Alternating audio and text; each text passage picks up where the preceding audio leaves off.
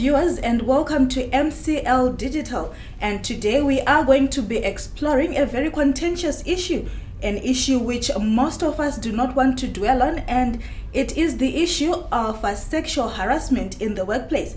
My name is Grace Malahleki, and I am on the features desk. And joining me today are my colleagues Janet Otieno, the features editor of The Citizen, and Halifa Saidi, political writer with The Citizen newspaper. And today we are going to be exploring more on an article which was written by the features editor Janet, which looked more at sexual harassment in the workplace. And the headline that she had for that particular article is "The Silent Monster." Janet, can you please dwell more on this? What is the silent monster? Okay, the silent monster at workplace is sexual harassment. And why did I say it is a silent monster? Because in August, TAMWA, that is Tanzanian Association of Media Women, they sent journalists across the country on journalistic survey. And what these journalists found out, they found out that the issue of sexual harassment has surged so much across the country workplaces. But interestingly, the victims are afraid to speak out, or the conversation around this issue is still muted. That is why we call it the silent monster. In layman's terms, sexual harassment is unwarranted behavior that is subjected either to a female or a male colleague by another colleague, which constitutes behavior that the other party would not be exactly comfortable with. And it might not exactly be the actual physical sexual act in its own right, but it can range from an unwelcome comment. Probably a male colleague can comment on my body, can comment on the way that I'm dressing, and if I feel uncomfortable with what my male colleague has said to me, it constitutes sexual harassment. Maybe Halifa, you could give us a theoretical aspect of the subject. Yeah, thank you very much, Janet. Actually, I couldn't define what sexual harassment is, but I think there is an aspect missing in this whole discourse of workplace harassment or workplace sexual harassment. And I think it needs to be explained. You know, the way our workplaces, actually not exclusively our workplaces, most of our social spheres, but including the family, the churches, the mosques, but we will restrict ourselves to workplace because that's a topic of our discussion. The way it is arranged, the arrangement of our workplace, by one way or another, contribute to this problem of sexual harassment and the uncomfortability that it comes with it for the victims to speak about it openly. We have a type of workplace which is very awkward because it's like 100 people are accountable to one individual person. Yes. And not one individual person being accountable to 100 people. Mm-hmm. And that is not democracy. And that's how our workplaces have been are arranged. Yeah. So, for example, you find workers, 1,000 workers are accountable to one manager, instead of one manager being accountable to 1,000 workers. Mm-hmm. And then, despite their majority, these workers are powerless because it is not them who brought in the manager. Mm-hmm. It is the manager who brought them in. Mm-hmm. And then do you see this challenge? Because all the future of all these workers depends on this one manager. So no matter how many are they, no matter how despicable the behavior of this manager is, And because of the vulnerability of workers, we know we have a huge problem of unemployment across Africa, across the world. And then, you see, no one is comfortable or are bold enough to come forward and say that the manager did this and this and this, or someone in the workplace did this and this and this. So I would say that, and this is something which is not frequently spoken about, that how do we assess how our workplace is being arranged, structured. How do we democratize our working place? I mean, instead of making 1,000 people being accountable to one person, why not changing our workplace in a way that one person is accountable to 2,000 people? Yeah. So I think the structure of our workplaces is contributing more to this menace growing and having teeth, setting roots in organizations. Because you may see, I have been in the media for more than 10 years. And in the various newsrooms that I have been in, you'd see that the top management of most media organizations is mainly male dominated. And that structure, as you have been attributing to, contributes to this monster of sexual harassment actually setting in, and nobody really being taken to book when they commit these crimes against women. And actually I feel that as the media we are also to blame, because if sexual harassment starts in the newsroom, as a female reporter, as a female sub-editor, I am going to be gagged, and there is no way that I am going to speak out freely about sexual harassment. Probably my boss would start relating that day, probably the remark I made on Grace didn't go down well with her, so probably she's writing this article about me. She has just changed the names, but she's actually talking about me. So I think as the media, as women in media, we have to be empowered, we have to be bold enough to start discussions on this issue, so that we raise awareness on women out there, so that if we can raise awareness, then other women out there will have the guts to come out in the open and discuss more on this and highlight the issue, and probably we can be able to nip it in the bud. Yeah, we should have set right examples, because some of people out there, they look at us as role models. So if we are quiet as journalists, what will that poor woman in that workplace talk about if a journalist is afraid?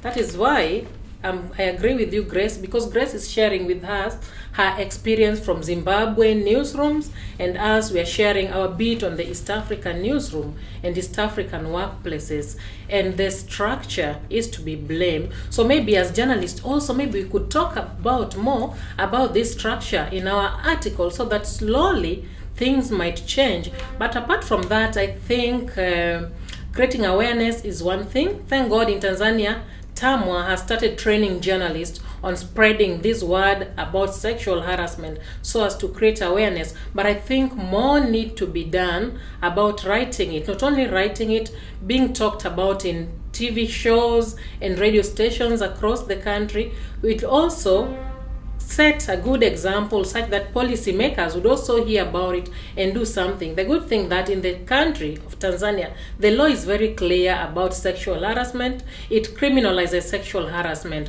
But what is not being done is the implementation. So maybe perhaps at national level, they should start following up on implementation of this issue. Alifa, what do you think? Yeah, I think you two put it very well, but talking of awareness, for example, and talking about the enforcement of legislation against sexual harassment, I think for these two to bear any fruit, there must be an enabling environment on the ground. Sure. So, for example, you can have a dictatorial workplace and expect that no matter how aware someone is of sexual harassment, to come forward and talk about it. No matter how harsh the legislation against sexual harassment is, it is just unimaginable for it to work in any way if we have dictatorship in workplaces. And it is very important for people to understand that sexual harassment is not the only problem that there is in workplaces. There are a lot of problems in the workplaces. So I would call, or I would suggest, creating awareness is important.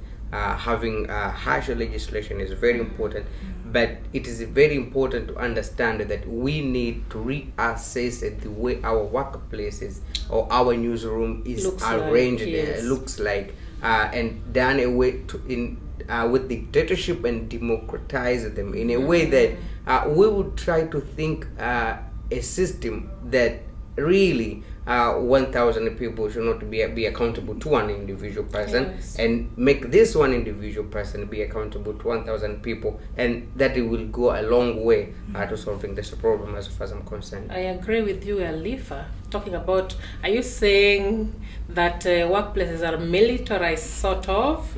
Okay, I agree with you there. But perhaps, what do you think, supposing there's a very open, transparent recruitment process whereby if a new employee comes to any workplace, the process is so transparent, and the HR say from the point of view from the beginning that there is a strong anti-sexual harassment policy in this company, so that if anything happens to you, there's a clear reporting process whereby there are individuals you can report to who are neutral. Don't you think this would go a long way in maybe ending this? Yes, it would surely go a long way, because it before we go to the national level of where we want our law enforcement agents to enforce these policies, I would want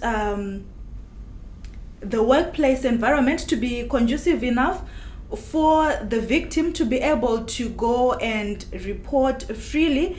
But what deters most victims from reporting is the issue of victimization. Yes. So if the workplace has a clear-cut policy that if a victim goes and reports, nothing to harm that certain individual will happen, then I think more victims will be able to come forward and report. So I think it stems right from the environment in the workplace. Is the environment conducive enough, and will the victims be comfortable enough, and will their jobs be guaranteed at the end of the day after they've reported? Because most of the times people are afraid of reporting, because they'll be thinking, all right, if I go and report this manager, what's next when I get fired? What will I go and tell my family back home? And Khalif, he highlighted, he didn't want really to explore, but it actually begins in the home, the setup in the home. Because if a woman goes to her husband and says that, you know what, my boss has been picking on me, he has been saying that he likes me, being a male-dominated society, the husband might actually turn on the woman and say, how come your boss is picking on you? Are you the only woman in that organization? So it goes back again to our society. I don't know if you can explore more on that. I think, you see, it's, as I said in the beginning, it's not an exclusively workplace problem. Yeah. It's all over. It's all over. When you go to church, to the mosque, to almost every social sphere that a person finds him or herself in. So, for example, you said about transparency and things like them in recruitment, and I think, harassment policy. all these issues work Actually, they work. They make the problem less harsh or less bigger than it was. But I would say these are only reforms. I mean, they don't really tackle the problem. You may have transparency, yes. You may have whatever sort of reforms to tackle the issue of sexual harassment, but without attacking or tackling the real issue, the source of what breeds sexual harassment Yes. in our workplaces. I mean, we will be stuck where we are now. And I would suggest that let us imagine, let us think of the way that we can organize our society, Yes. from home to schools, to churches, to mosques, in a way that put the majority's interest in stake, and not a pastor, for example, or an imam or a father in a home environment. That kind of society, democratizing our society, will go a long way to tackle patriarchal as a system and have a better society, I And think. put an end to this. Yeah. I agree with you on the way we are socialized, because there was an interesting example Dr. Rose Ruben, who is the executive director of TAMWA, was giving. He was saying, for instance, if a man and a woman have a disagreement about a sexual issue in their relationship, and the way the society look at it, it will not be an open discussion. It will be a closed door meeting. So you see that muted, the way these sexual issues are being muted in our society, goes a long way and follow us and affect us in workplaces. So maybe when we are more open, we start speaking openly about sexual issues and discussing them, it will go a long way in helping us end this. But also that, look at a boy and a girl, the way girls are socialized and the way boys are socialized. On the other hand, for instance, when they are playing, a boy will just shove off a girl and an adult will be there watching and do nothing. But when the tables turn and the girl shoves off a boy, that is wrong. You should not do that. You should act like a girl. So you see, it stems right from our society. So if we start democratizing this process in the society, we will nip this big elephant in the room in the bud. I think so. That's right. Grace, perhaps your parting shot on this? Well, my parting shot as a journalist, I would like to urge other media practitioners out there to use the pen, to use the camera. Those are our weapons against this menace of sexual harassment. And the more we talk about it, the more we write about it, it will surely come to an end, because raising awareness is the first step in fighting sexual harassment in the workplace. I agree with you, Grace. As journalists, our role is clearly cut, what we need to do to end sexual harassment, because this topic, when we posted it, it elicited a lot of reactions. And interestingly, some people were sending messages. It was kind of a Me Too moment, people saying, we've been harassed too, we quit our jobs. So let's create more awareness about this subject. Alifa?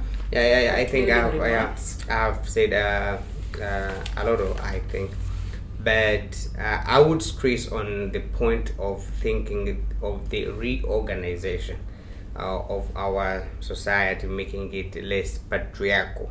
And I mean the society in general, because you cannot end sexual harassment in workplace while it continues to happen in other spheres of society, like churches and mosques and in our homes. And it is very important when we hold this discussion of ending sexual harassment, it is very important that we think of the ways that we can help, how we can use to reorganize our society in a way that it makes life better for everyone, both men and women.